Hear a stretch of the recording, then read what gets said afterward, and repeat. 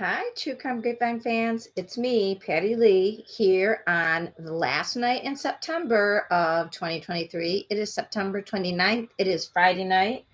If you have a drink, let's raise it to September's over. And it's a full moon. And you're not going to believe this, but guess what? They made an arrest in Las Vegas for the murder of Tupac. That's right, people. Tupac Shakur. If you remember, Tupac was a rapper. He was also if you didn't know this, he was only 25. He wasn't just a rapper, he was a community activist, and he was a movie star. That's right. He was in a movie in 1993, so he would have been 21, 22 when he was making it, with Janet Jackson, called Poetic Justice. Look it up. It was a really good movie. So in 1996, in was it September? Yeah, it was September 7th of 1996. So 27 years ago, Tupac Shakur went to see a fight with Suge Knight, Marion Suge Knight, who was one of the owners of Death Row Records. And there was an altercation after the fight, and it was a Mike Tyson fight. I couldn't remember who he was fighting, but it was a big fight at the MGM Grand.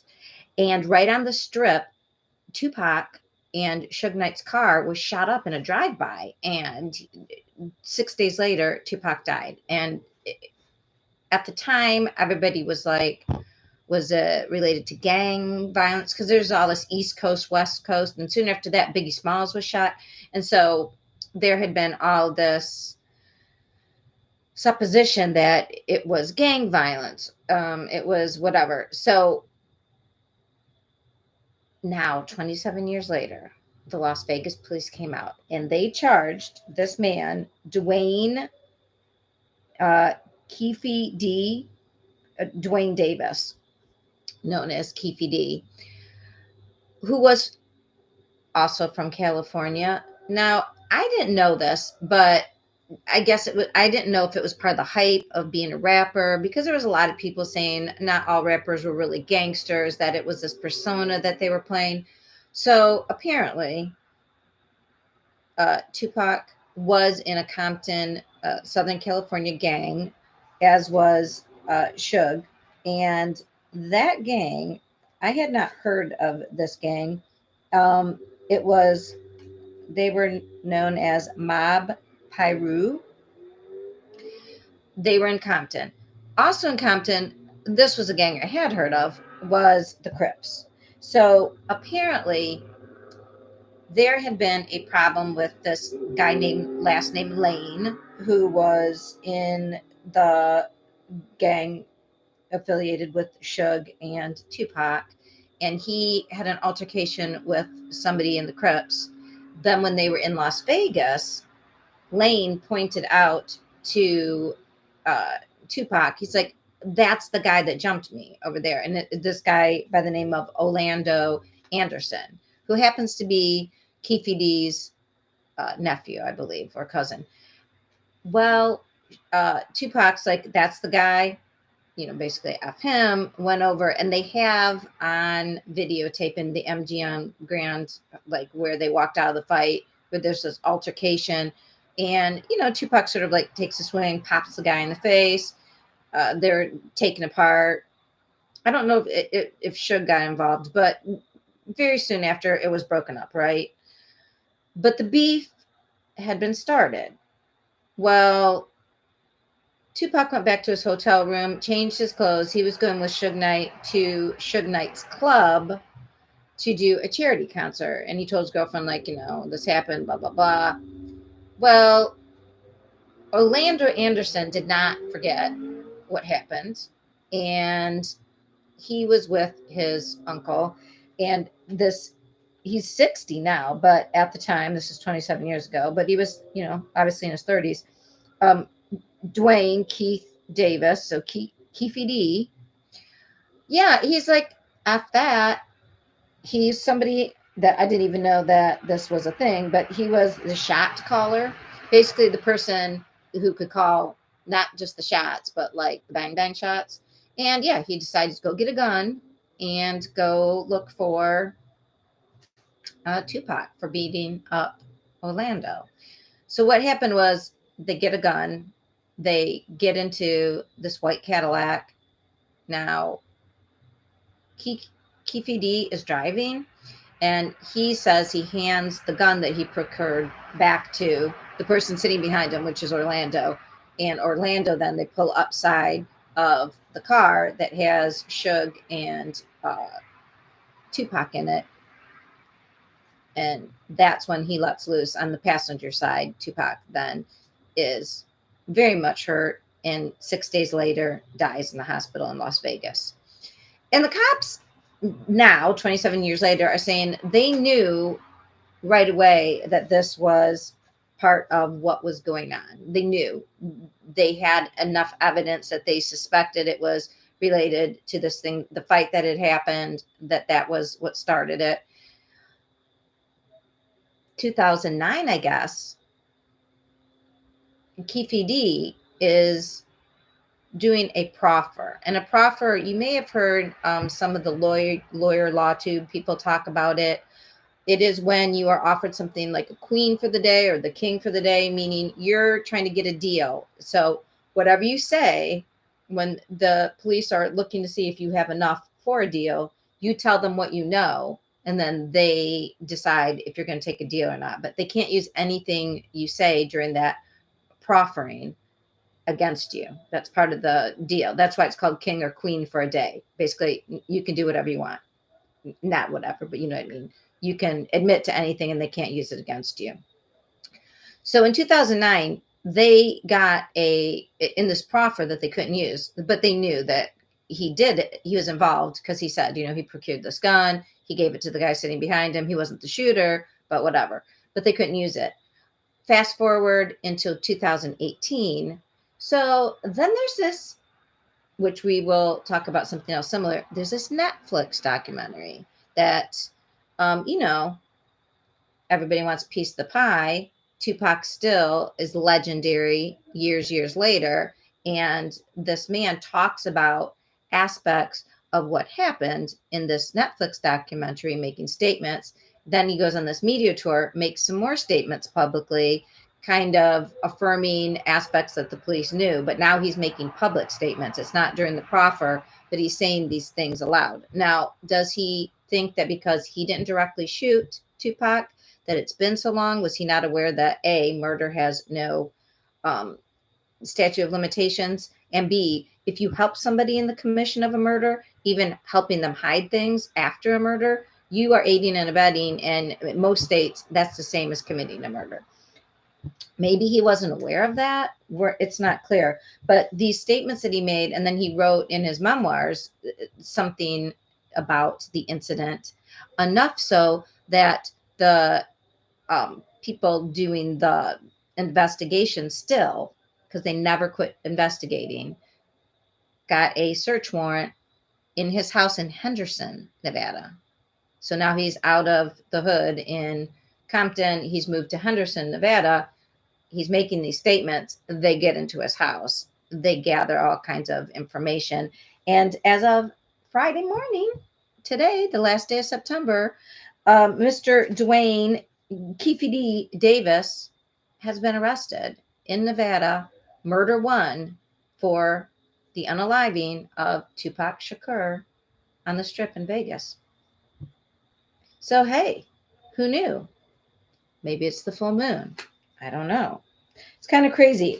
They did say there's a retired detective, Cliff Mogg, M-O-G, who they specifically named over and over again. He would not quit investigating this until they got their guy. So now, if you're wondering, I was wondering, is Suge Knight still alive? He is. Here's what's really sad. After Tupac was shot, I don't know if Tupac was his greatest talent, but in his death row records. But anyways, he had all kinds of other problems after that. Got into fights, altercations, went to jail, ran somebody over, disagreed about the movie Straight Outta Compton, his portrayal or something. He had problems with the people in the movie, writing the movie. I don't know. He's incarcerated until 2034 is when he can first get out on parole. He is in a penitentiary in San Diego, California. So I wonder, it'll be interesting if anybody can get a statement from him about what he remembers from that night. And his whole past is checkered by unwillingness to talk to the police about any beef. And so he seems to, like I said, I obviously, look at me. I'm from the Midwest. I'm old. I have very little experience, or I mean, I only know what I see on the news, and that's highly biased a lot towards different groups that aren't represented well. So I don't really know that much about the gangs in Compton, but it seems like Tupac was 25, and Suge Knight, he is just a little bit older. He was born in 1965. I mean, these people's lives, they were living by an honor code that was really all they knew. And it had all this unfortunate thing, but I don't know. It's amazing that the police in Nevada continued, and Las Vegas has its share of crime, as we all know, continued to research and go after this case so that that Tupac's family could get some, justice, poetic justice. There we go. We tied it all in. All right. That is amazing. That just happened today. The second thing that happened, oh, that's all of the news. Excuse me. I still have those crime kitties, and they're very naughty, so I have to be out on the porch here. So you might also hear a football game because it is Friday night in the Midwest. So Friday night lights, gotta have them. Do you remember Gypsy Rose? The story. It's probably Netflix documentary about this, or at least I know for sure 48 Hours. She was the case of the girl who was born in Louisiana. Her mom said she was sick to the point and she has cancer and MS, and gave her all these drugs, put her in a wheelchair, said she couldn't walk, shaved her head, said she had cancer, and none of it was true. She had that Munchausen by proxy, and really medically CA'd her, we would say, to be YouTube friendly. Hey, speaking of YouTube, if you could like and subscribe, that would be really great. I'd say share, but really, let's keep this a very small circle. Let's keep this exclusive, as Anna Delphi would say. My channel is very exclusive, only for the most discerning devotees of true crime. Anyway, you guys, that was the crazy case, right? So I wasn't paying all that much attention, except when it came out. Why it came out was because she had a boyfriend that she met, and her mom hated this boyfriend. She met him online, and she had him unalive her mom when she was figuring out that everything her mom did to her was a lie, that she wasn't really sick. She knew she could walk, but her mom was saying, well, you better not tell people or we'll lose this house, because she was getting all this stuff from Habitat for Humanity. And they lived after Hurricane Katrina. The mom was saying she was younger than she was. So she kept her an extra 4 years underage, and she was getting all this disability money and staying at Ronald McDonald houses. And I don't know how she fooled all these doctors to give her daughter medicine, horrible, anti-seizure medicine, stuff for cancer. She had a feeding tube put into the little girl, and she talked in this teeny little voice. It was like she screwed with her mind. I mean, it really, what we were talking about with Ruby and Frankie about how you can make a kid feel responsible even for things you're doing to them. It seems like that was kind of thing, but she was getting so much older and realizing physically, I can do things. Why are you giving me all this stuff? So anyways, to get away, to break away, I guess. Anyways, that was 2015. She accepted a plea deal, and now she's getting out on parole. She served 85% of her sentence. And I learned about this parole deal from Melanie Little's channel. I really like her. She's a lawyer. She's from New York. She does a lot about the List case, and she goes on with Duty Run. She's very easy to listen to, and she's very knowledgeable. Listen, I agree with her. I think Gypsy Rose should have taken it to a jury, but she had nobody. I mean, her mom was unalived at that point, and her dad had paid like child support, but never met her because the mom didn't want him involved, and didn't even want him to tell her when it was her 18th birthday. She was like, well, she thinks she's 14. Like, that's normal. But again, she said if she would have taken it to a jury, though, she could have gotten off on, she was horribly, like, her teeth fell out. She had to get dentures because of all the medicine that she was taking that she didn't need. Her mom was shaving her hair. Her legs are atrophied. So when in 2019, after being in jail, when she agreed to, part of her plea deal was that she would testify against the boyfriend who, how do I say this? He used a knife, and you know how you say like somebody knifed him in the back? Yeah, like 17 times. So, and then they ran to Wisconsin. So she took the deal of, uh, you know, second degree, I think, and testified against him, and he's in jail now for the rest of his life for doing it.